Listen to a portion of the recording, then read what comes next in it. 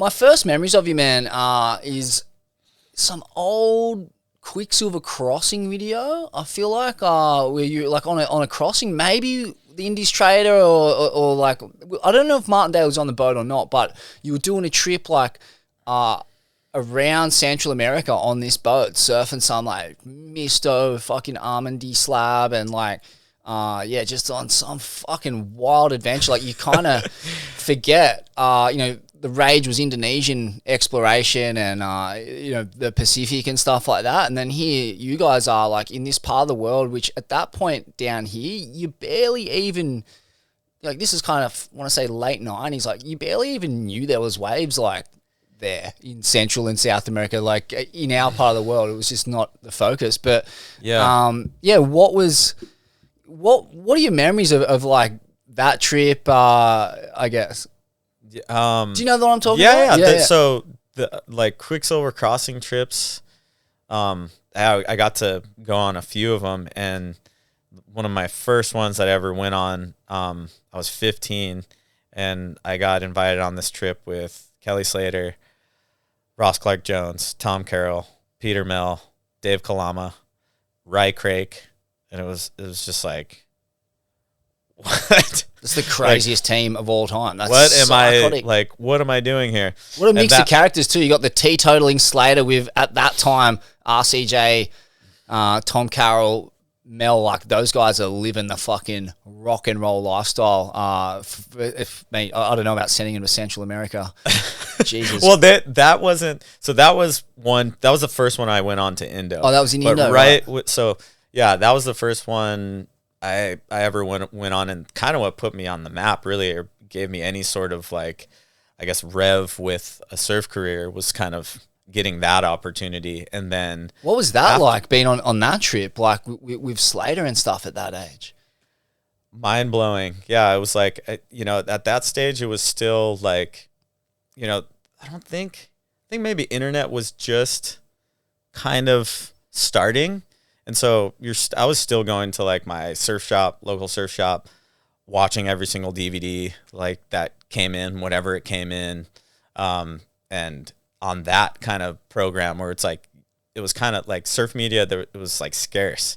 Like you didn't have as much as you do now. So whenever there was a video, you were like, let's get to the local and go and check it out and get them to open a copy so you don't have to buy it. And just play it in the shop, because none of us had money. So it was like, that was how we would consume and get media, was going to our local surf shop.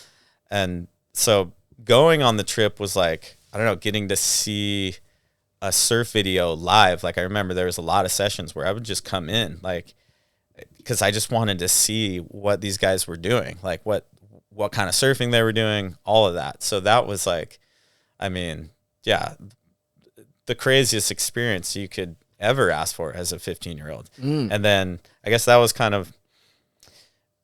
right before they were kind of going huge with the crossing, and they decided to do like a worldwide tour of surfing through this boat, like Martin Daly, and just, what he did in Indo, sort of apply that filter to the rest of the world and see what kind of came from it. So that was the concept, and I got to plug into some different trips, in the Caribbean and,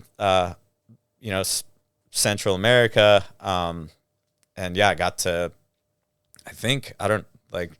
definitely before, I don't think there was any surf camps when we were there. Like we went to, I guess I can say it now.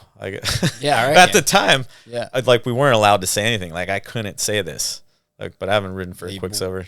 That's right. But you still don't want to piss Martin off. He's he's probably listening. Yeah, it could be.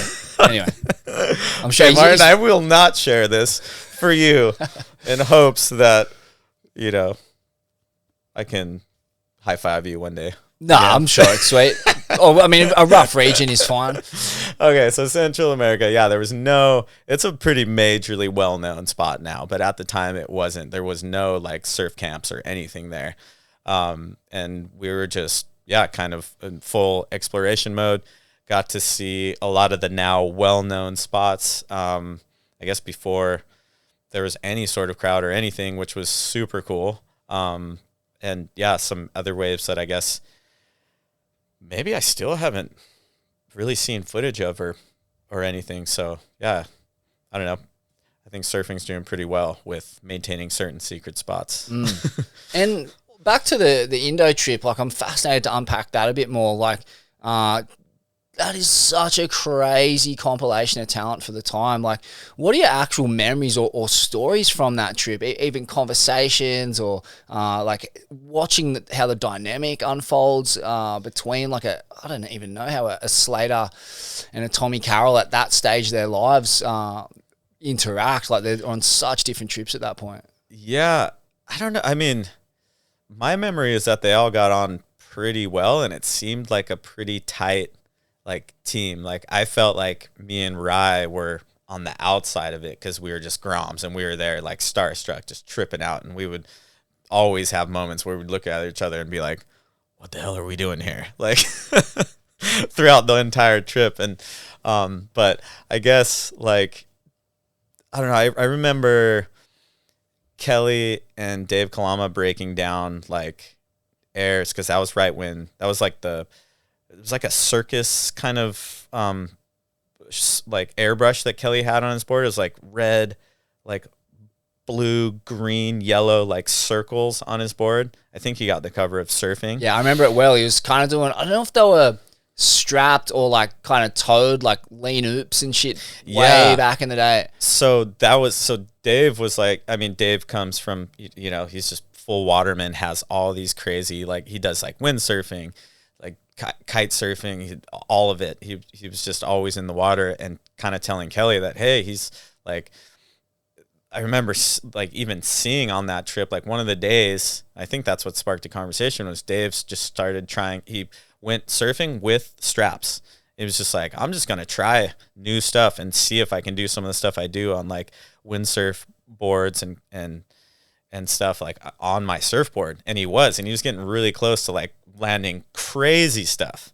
I think he did land like at that time, like the craziest air I had ever seen. And it was with straps, but it was like, it's like, holy shit. Like he's doing it. Like this is the future, you know? So I think Kelly did try a couple with straps, and I think he landed some crazy ones too. And then he started trying the same things without straps, like on that trip, and getting to see that like firsthand. Still to this day, probably one of the like most influential sessions I've ever watched in person and just seen somebody experiment like that. Like I remember, going directly in and just watching from the boat, because I was like, this is like watching a video, and I just have to sit here and see.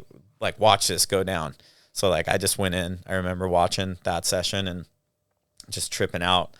And then I don't know. I feel like there's just so many things in general, like on that trip, I guess, like even talking to Peter Mel about like big wave stuff and me being young at the time, trying to like figure it out and get over certain fears and everything. And I remember, he ended up like towing me into this, at the time was like one of the biggest waves I'd ever like surfed, but I'd never done tow-ins before. So it's just like a cool experimental trip where things were like, you know, from airs to like, I guess me dabbling in like bigger wave stuff to it just had that like sense to it. It was very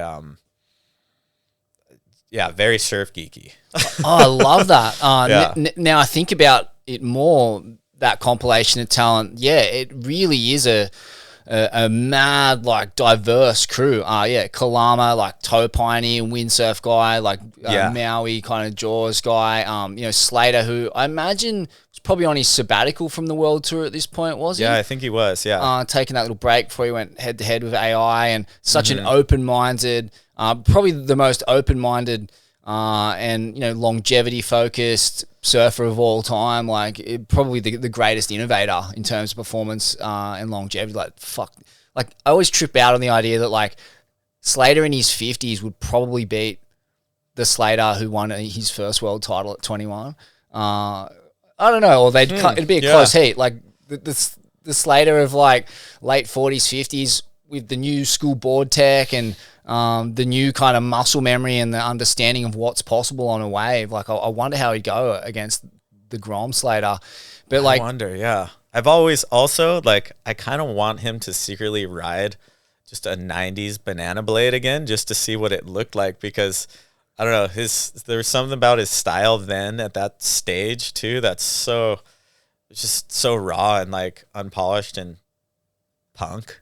Like, it was sick. Well, it's crazy. I was Shane Herring passed recently and watching. I just binged a bunch of Herring clips, and he's doing the craziest calves, like calves that still stand up today, like that kind of echo anything Dane Reynolds kind of did. I feel like just like that banana like rocket out blade when put on rail, like the turning radius and just the ability to fucking go as hard at a section as possible. For those guys like Slater and Herring, who are at the peak of their powers performance-wise, like, fuck, the turns they were doing, yeah, they still stand up today because that board tech's forgotten. People don't ride that equipment anymore. And sometimes we junk board tech when we shouldn't. Like, there's still a place for it. And sometimes it means certain turns and certain styles of surfing are just lost forever.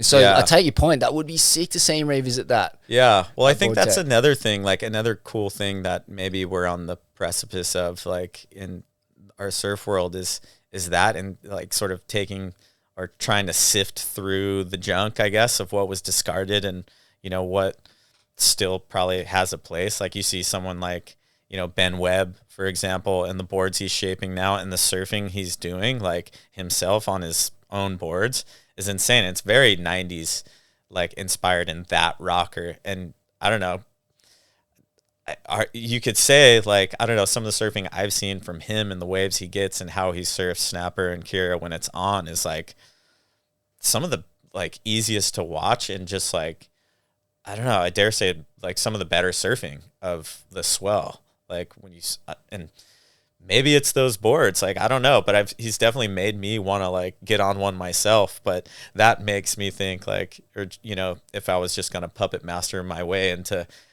you know, seeing something really cool that I just want to see, it would be maybe Kelly riding one of Benny's boards, or getting like having whoever shape him one that, like, you know, is of that area, just to see what that looks like now compared to like what he looked like back then.